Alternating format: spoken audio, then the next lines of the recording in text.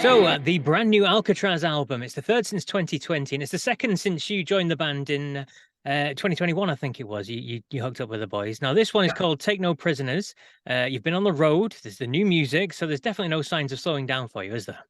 No, there's no, there's not, the pandemic sort of, I like being on the road and I like writing and getting into the studio and recording. And I think this is the second album that we did in about with Alcatraz in 18 months. Yeah. And we're firing on all cylinders. And so while it's hot and while it's good, let's just keep going. I mean, that's really how we're kind of looking at it. And as with every album that we've done, well, every album we've done, the two albums that we've done, we overwrote. So we have about 8 songs that are great songs, but they didn't fit in. Some of them didn't fit in with V, which was the first one I did, and or 5, depending on how you look at it. And with the new one, we've got 4 or 5 left over from that as well. So that's all positive, because they just sometimes they sit together and sometimes they don't. Excuse me.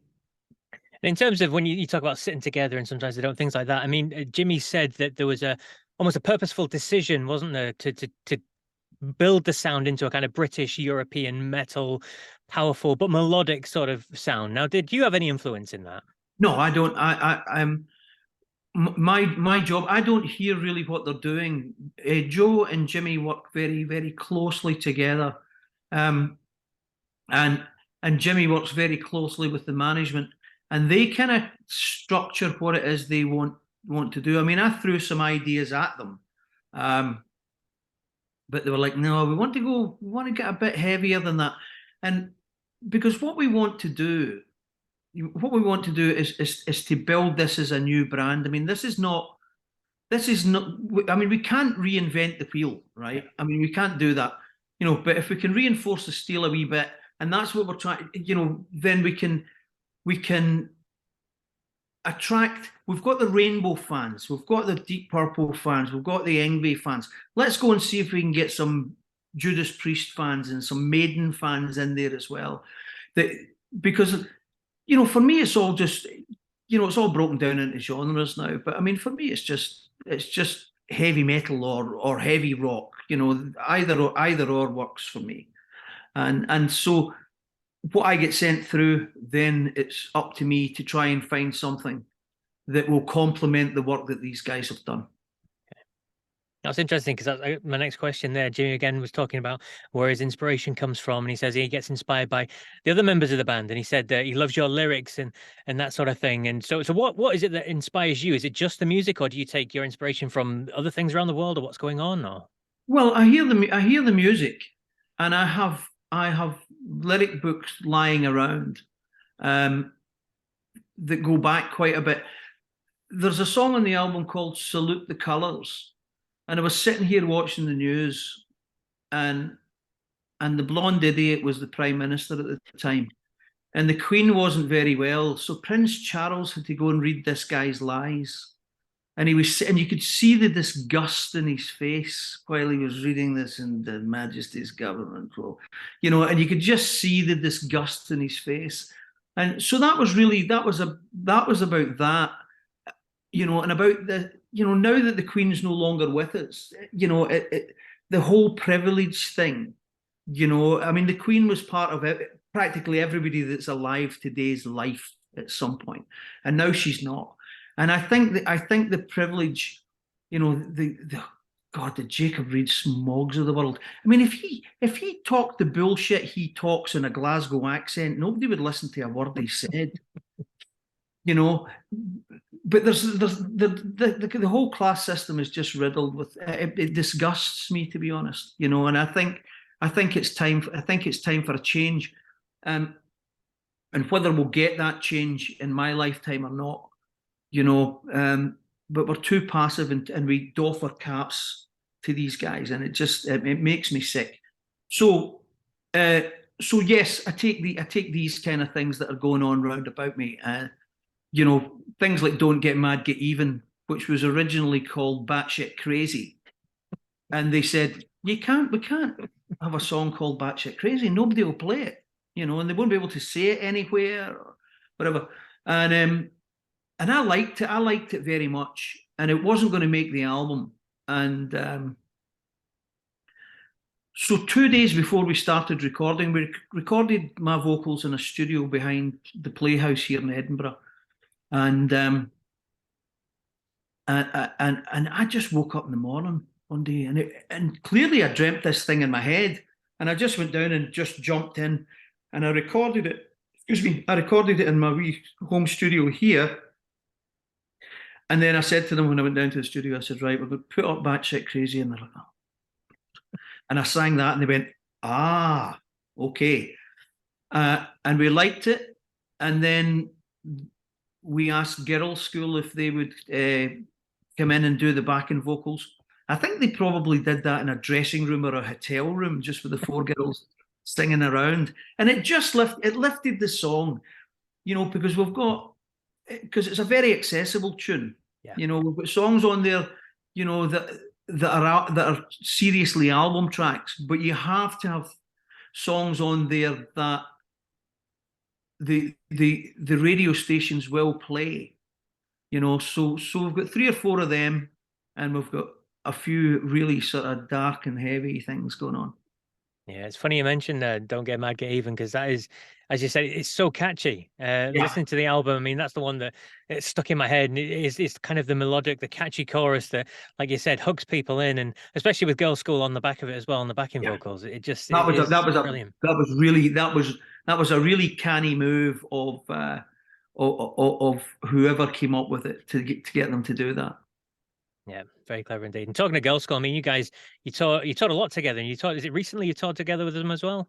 Yeah, we toured Europe with them August, September last year, and we toured with them earlier on this year in the UK, which was our second UK tour in a year, because the last one we did, we lost a few gigs because a couple of people caught COVID. Wow. So I was lead singer, van driver, roadie, van delivery man back to Preston, you know, and you know, but we're all in it together, you know, and we know what we're getting involved in. We know the challenges, we know the successes, we know the pitfalls, and we know what we need to do to try and elevate this version of Alcatraz to putting on great shows, having great songs, and drawing audiences in. That's what we're here for.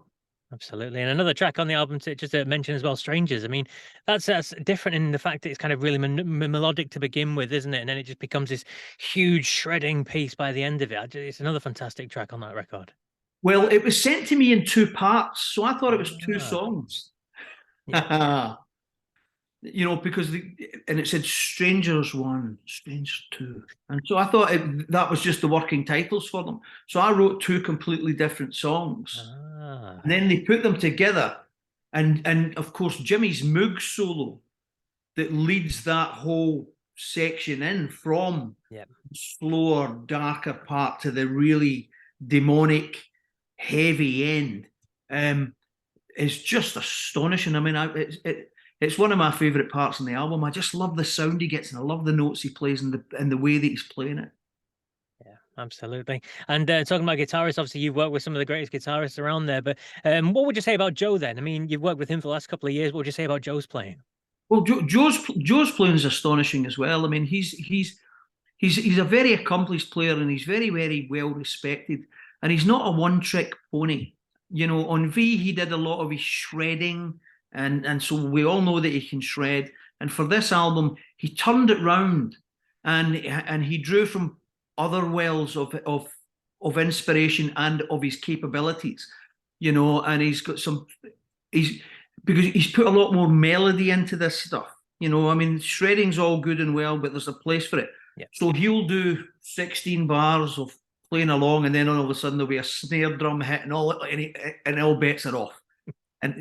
But I like him as a human being. I love his accent. He's got a great sense of humor. He's a delightful man, and he's a brilliant guitar player. Fantastic stuff. And just in terms of the album itself, it's something I like to ask people. What's your favorite track on the record?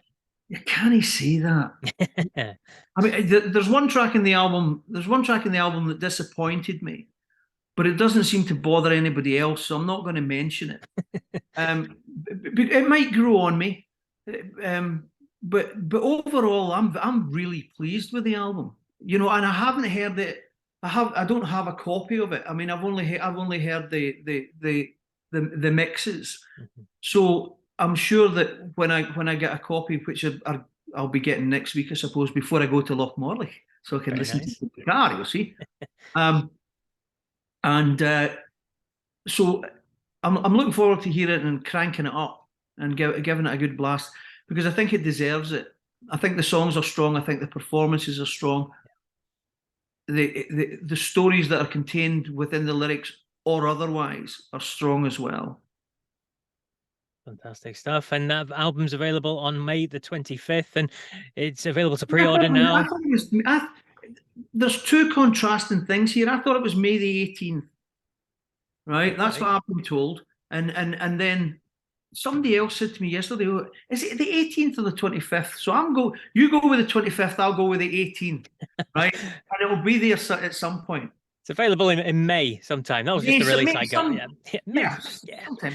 The main thing is to pre-order it now to make sure you get the copy, whether it comes out on the 18th or the 25th. You can guarantee it. Yeah. Do you know about it, whether we're going to get vinyl copies and CDs and things? There is physical copies. Brilliant. Yeah. We were shooting a video for for Battle Lines, I think it was. It was one of them. We were shooting one of them down in the Underworld in London the day after we played there, and the record company came along and they gave us 12-inch cards, right? And we had to sign them. I think there was 400 or 500 of them, and you forget your name after a while when you're sitting. So I was just putting cryptic messages in them, some of them as well. And then I said to them, well, why? They said, what are you doing? I said, I'm just writing cryptic messages. I said, but what I'll do is I'll just write in one of them something, and then whoever gets that one will get the joy of having a 20-minute or a half-hour video call with me. Ah, well, there you go. So they're sending me up 2 vinyl copies next week, so I might be talking to myself, which won't be unusual if I'm honest. All the more reason to get hold of a copy. Like I said, you can pre-order it now so that you get hold of the copy when it comes out, whether it's the 18th or whether it's the 25th. It's definitely worth getting hold of. It's a fantastic record from Alcatrazz, and it's great to see you guys are still producing great music and things like that, and pushing, like you said, pushing the brand and getting the music out there. Yeah, we have to. What would be nice would be to get a good support through the UK and Europe so that we can play to more people. And the radio airplay is helping with that. You know, that people are getting to hear it, and there's been no complaints about the change of singer. So I'm very very happy about that. There hasn't been one dissenting voice in reviews or in interviews or indeed from audiences at all. You know, so clearly we're doing something correctly, and that's how we want it to be. Absolutely, because like you say, it's a heritage band. They go back to the 80s, and obviously another big name singer, a certain Mr. Graham Bonnet, was involved as well. So Graham's an old mate of mine. Yes. And Graham was up here, and it must have been 2019. It was before the pandemic, and they phoned me up and said, look, Graham's a bit bored, you know, can you take him out and show him Edinburgh? So we went out and we had coffee, and we wandered around graveyards and things as you do here, and up haunted lanes and things, and we were chatting away. And I've known Graham for 25 years. I mean, we've toured the world together. You know, not just with Michael, but you know, with Joe Lynn Turner and stuff. I mean, we've had a great time together. And he just said to me, "Oh, I hate this. I've always hated it.